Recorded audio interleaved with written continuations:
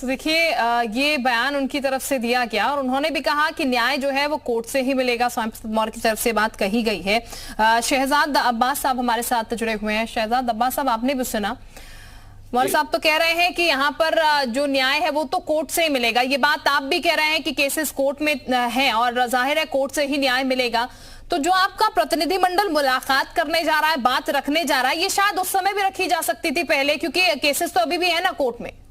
फिर ये इस वक्त ठीक मुलाकात करने का क्या मकसद? देखिए, समाजवादी पार्टी आदरणीय आजम खान साहब के ऊपर जो अत्याचार किया जा रहा था उसके लिए समय समय पे आवाज उठाता रहा है। इधर जो प्रशासनिक अमला है, सर सड़कों पे कभी अखिलेश यादव नजर नहीं आए हैं? नहीं, अखिलेश यादव जी, आप क्या खबर चली थी? मैंने खुद देखी थी जी। यूके के ऊपर आप क्या खबर छपी थी जब वो आजम खान साहब जो हैं उनके आदरणीय अखिलेश यादव जी आजम खान साहब के परिवार से मिलने उनके घर गए थे। लेकिन कभी जेल नहीं पहुंचे सर मुलाकात करने। जब जेल से बाहर आए तब वो खबर भी हमने ही चलाई थी जब मुलाकात नहीं हो रही थी। बहुत सस्पेंस पर बना हुआ था कि मुलाकात आखिर क्यों नहीं हो रही है दोनों की। जेल से प्रतिनिधिमंडल भी वापस लौटाया था आजम खान ने, ये खबर भी आपको याद होगी, ये भी हमने ही चलाई थी। देखिए, एक चीज आपको बताऊं मैं कि आप लोग जो हैं वो जो बहुत महत्वपूर्ण मुद्दे होते हैं उनको भूल जाते हैं, जो गैर महत्वपूर्ण मुद्दे हैं उनके ऊपर आपका ज्यादा जोर रहता है। सर नहीं, ये क्रेडिबिलिटी पे सवाल आप नहीं उठा सकते हैं। ये क्रेडिबिलिटी पे सवाल आप नहीं उठा सकते। तमाम जो महत्वपूर्ण मुद्दे हैं वो हम दिखाते हैं और इसीलिए महत्वपूर्ण मुद्दे उठाते भी हैं। इस पर आप बिल्कुल सवाल नहीं उठाएगा कि आप महत्वपूर्ण मुद्दे नहीं दिखाते। ये जज करने वाले आप कोई नहीं है। देखिए, लोकतंत्र का चौथा स्तंभ आप हैं और इतिहास जब लिखा जाएगा तो उसमें यह भी लिखा जाएगा कि मीडिया ने क्या अपनी जिम्मेदारियों का निर्वाह किया कि नहीं किया।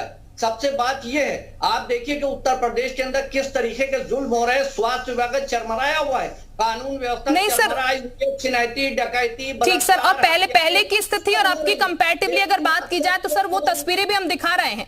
अगर आप यही बात कह रहे हैं तो पहले कैसे राज था, अब क्या हो रहा है, वो तमाम चीजें हम दिखाने का काम कर रहे हैं आपको, और शायद सच्चाई दिखा रहे हैं, इसीलिए आप ये सवाल कर रहे हैं। हम सच्चाई का आईना आपको दिखाते हैं, आप लोग बीच में बोल के रोकने की कोशिश करती हैं। नहीं सर, आप अगर गलत बोलेंगे तो मुझे बोलना पड़ेगा, आप सही बोलेंगे तो मैं बिल्कुल नहीं रोकूंगी आपको। इसीलिए तो बुलाया गया यहाँ पर। आप रखिए अपनी बात, लेकिन हाँ, क्रेडिबिलिटी पर आप सवाल नहीं उठा सकते हैं। आप रखिए अपनी बात। नहीं, इतिहास में सब दर्ज हो रहा है। आने वाली नस्लें वो याद करेंगी कि मीडिया ने अपनी क्या जिम्मेदारी निभाई थी या नहीं निभाई थी। उसमें कोई भी हो सकता है, आप ना हो, कोई और हो, लेकिन मीडिया एक अकेला मीडिया चैनल नहीं है। बहुत से हैं जो अपनी जिम्मेदारी का निर्वाह नहीं कर रहे हैं। मैं यही कह रहा हूं कि जो जुल्म हो रहा है, चाहे किसी इंसान पे हो रहा हो और चाहे किसी अन्य के ऊपर हो रहा हो, हम तो ये कहना चाहते हैं कि आप देखिए कि स्वास्थ्य व्यवस्था किस तरीके चरमराई हुई है। ठीक है, चलिए लास्ट कमेंट भी एहसन साहब से यहाँ पर ले लेते हैं, समय का अभाव है। एहसन साहब, अब सवाल यहाँ पर मीडिया पर उठा दिया गया है शहजाद अब्बास की तरफ से।